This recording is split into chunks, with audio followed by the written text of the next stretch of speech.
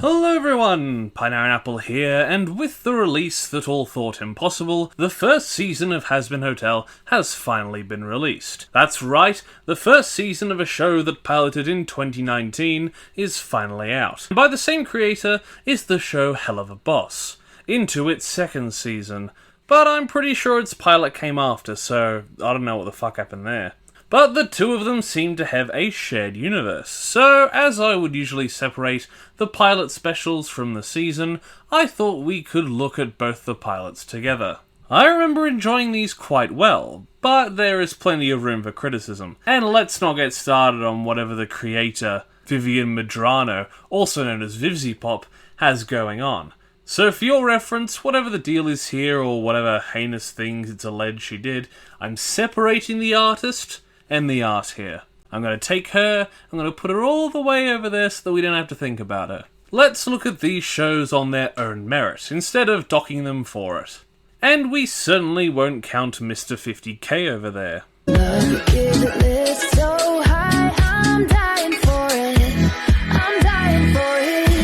What the fuck was that? These pilots released within around a month of each other, but I recall Hazbin Hotel being the one built up the most, the one with the bigger following and effort showing. But that doesn't mean that Helluva Boss is lazy or anything, just strangely undersold at the time. So why don't we get into the Helluva Boss pilot first? It is probably something to note that while there are many reactive aspects and talent behind these shows, the humour is often pretty noticeably lowbrow. So if that's not your bag, you've been warned. My name is Kane, I am your bitch, and I'm here to show you the most porny, sex-appealing, pornographic imagery you've ever laid your eyes upon. First of all, we have our characters and cast, as sometimes those change from pilot to show, but for both shows we'll just talk about the cast of this episode. We have Blitz the Imp, spelled Blitzo, played by Brandon Rogers.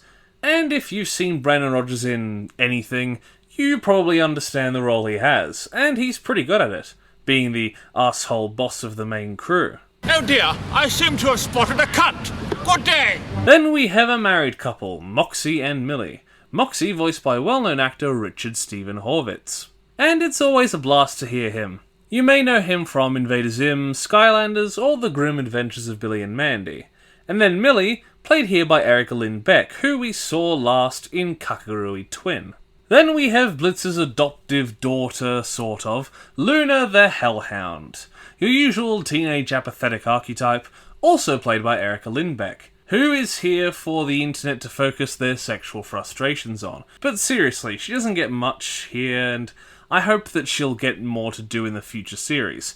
The pilot mainly focusing on the first three characters and their interactions. Finally is one of Blitz's very powerful lays, Stolas, played by Brock Baker. But we are two worlds apart! So what is the plot of the episode? The flow of the episode is quite choppy, but it starts by showing us our main characters at work, attempting to appeal to a wider audience, quite quickly and effectively establishing their relationships, or lack thereof in some cases, and naturally cluing us into their lives with a TV ad. The animation is noticeably good off the bat as well. Not amazing, but for a 2D animated YouTube series, it's quite commendable. The character design is pretty creative, but can get a little overwhelming sometimes, with some quick cuts and movement, or just too much going on in frame. I'd like it if either Blitz's design was a little more toned down, or if his movement was communicated differently. The ad itself is quite funny, with a nice jingle as their jobs are explained, taking orders from demons on who to kill for them in the earthly realm. A decent idea that fits in well with the world that Hazbin Hotel defined, and we'll see more of that later. The jingle ends with them accidentally murking a kid, and having him attended to by some funny extras. And they flee with the kid after scumming out on the insurance and surgery bill. We get another cutaway of just Luna being a bitch, and even a reference to Hazbin Hotel. We get to hear from Stolas at this point, showing us how they got the ability to enter the human world for their job. Sorry, I fucked your husband. And as they talk, he describes in graphic and censored detail of what he would like to do to Blitz. And this is the kind of lowbrow humour I was talking about. I mean, I do find it funny with my fucked sense of humour, but it does feel a little bit cheap and unnecessarily gratuitous. We get a weird joke about homeless people, and pretty creepy examples of Blitz's voyeurism, of Moxie's marriage, and they all fight some more. The almost dead child calling them out on their shit, making good points, but also being a piece of shit himself, and Imp is in luck as it turns out the kid was their target all along. Well, Christ on a stick, I guess there is a god. And the pilot ends as they dismember and dispose of the body, while Blitz makes a forgettable speech and a hilarious ending on Earth. So that was the pilot of Helluva Boss. It's pretty short, but the actors are all good, and while the pacing is a bit off, the characters are all set up and defined in their relationships quickly and effectively. The animation could be better, and some of the extras acting was a bit grating, but it gave me enough laughs to want to check out the rest of the show. So I'll give the Helluva Boss pilot a 5 out of 10. Now for the pilot of Hazbin Hotel. Let's once again start with the characters. First is Charlie, the owner of the hotel that attempts to redeem demons, and current Princess of Hell, played by Jill Harris for her normal voice, and Elsie Lovelock for her singing voice, who we last saw on the channel in The Amazing Digital Circus. She's a good character, and we'll talk about the singing voice as we get to the songs, but I think Jill Harris does a fine job as the character, getting to make use of some character depth, but I'm hoping more is done with her in the series, as here she gets some emotional variance, but a lot of it is either moping or as a sunshine child, not much in between. Next is her definitely not lesbian lover, Vaggie, played by Monica Franco, who has not done a lot, but she does a fine job here. I like how her character works off of the others, but she basically has the one shtick, being pissed at everyone but Charlie. She's fine, but could be better with more exploration. Next is Angel Dust, played by Michael Kovac, who we saw last in The Amazing Digital Circus as well, and apart from having a great singing voice in Addict, has a great personality, and does well with the great writing and comedic timing. He's probably one of my favourite characters here, and although he has some subtext, he really is a one-dimensional comedic character. Easy to enjoy, but if you're looking for him to have deep characterization, this pilot is not where it's at. The last big character is Alistair the Radio Demon, voiced by Edward Bosco, who has done a lot of voice work, and the character's singing voice is Gabriel C. Brown, who had an average voice acting career with such hits as That Strange Pac-Man TV show and Whatever the Fuck the Treebees is.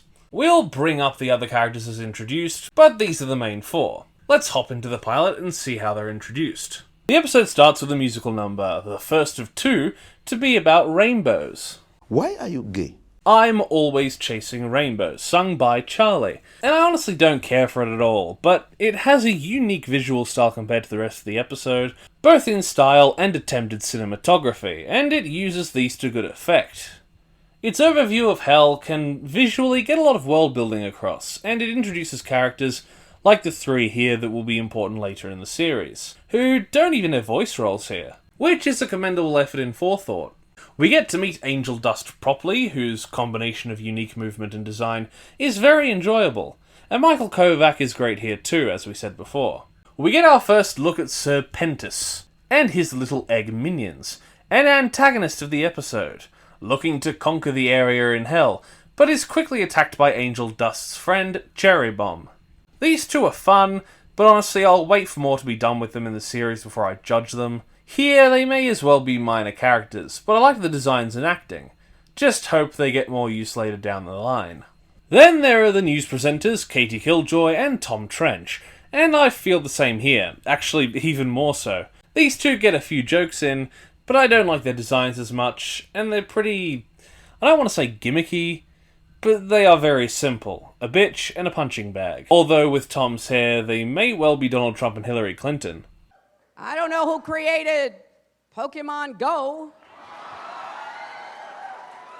but I'm trying to figure out how we get them to have Pokemon go to the polls. Don't get cute with me, honey, or I will fucking bury you. But the best part of this scene is definitely the hidden detail in the news ticker.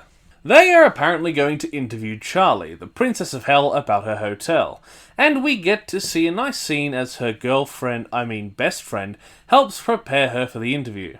These two are really nice together, and while they may be in a relationship in the show, I don't think anything is explicitly communicated here. But like I said, we'll just have to wait and see. They still work pretty well off each other in this episode. Katie is predictably a bitch, while her ass makes sounds you'd expect from waving, bowing sheets of metal, and Charlie starts to talk about the titular Hazbin Hotel, where she thinks that sinners who become the residents of hell can be taught good values and rise to heaven. And of course, against Vaggy's warnings, she displays this belief via song. Inside of Every Demon is a Rainbow is a decent song. I actually like it a lot, both visually and musically, but even with Elsie Lovelock singing, some bits don't work very well. Sometimes her voice reaching such a high pitch that the effect they layer over it makes it rather unpleasant to hear in parts.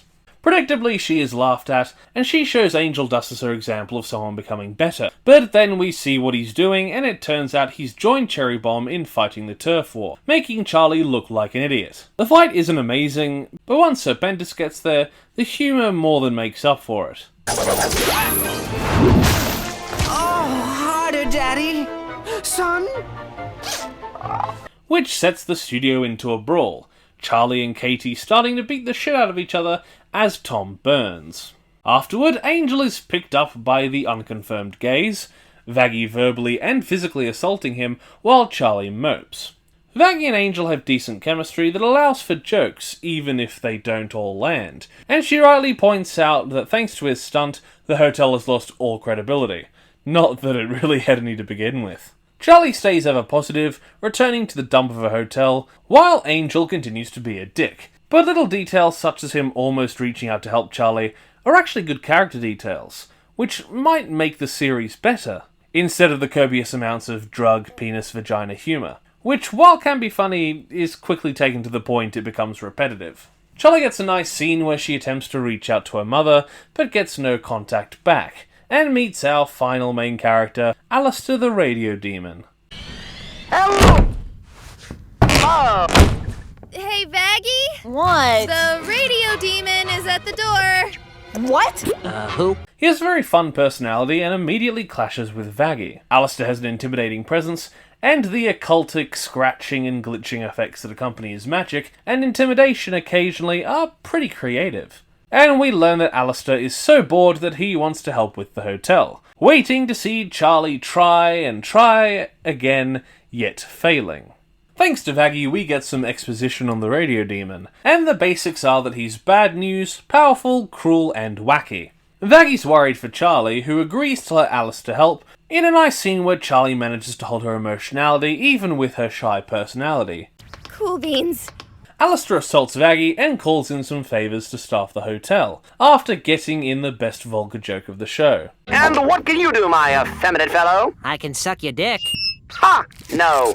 Your loss. These new arrivals are Husk or Husker, I honestly can't tell which as he's credited as both in different places, and Nifty, a bartender and a cleaner respectively. They get barely any shit to do, but are fun for as long as they're on screen, both with good designs, and manage to work off the others well in Husker's case, already compromising the point of the hotel by bringing booze. You think I'm some kind of fucking clown? Maybe. Then we get the final song of the episode, Alistair's Reprise, which plays off the last song and is great with equally fun visuals, ending on a funny note. You'll spend a little time down at this Hazbin home. The episode ends as Serpentis attacks and is dealt with quite quickly and violently by Alistair, and everyone goes back into the hotel. So that was the pilot of Hazbin Hotel. It has a longer running time than Helluva Boss and a wider array of characters, only some getting enough screen time, and the rest being teased for future installments. Character interactions weren't as tight as Helluva Boss, and in using its extra time to flesh out the world and background characters is commendable, but also means a lot of subpar jokes in between the good ones. It does have more purely emotional moments than Helluva Boss, and it has songs that for me get better as the episode goes along. So while it is a different product to Helluva Boss, its animation looks better, and it clearly has more effort put into it, even if it probably has more lows and cons than Helluva Boss did. So I'll rate this just a bit better at a 5.5 out of 10. I like it, but there's a lot of room for it to be better. And it doesn't have any excuses that Helluva Boss did, like being a spin-off show, being shortened, or clearly having a lower visual budget. Thank you everybody so much for watching my review of the first episodes or pilots of Helluva Boss and Hazbin Hotel. Maybe sometime soon we'll get into one of the full series of these shows.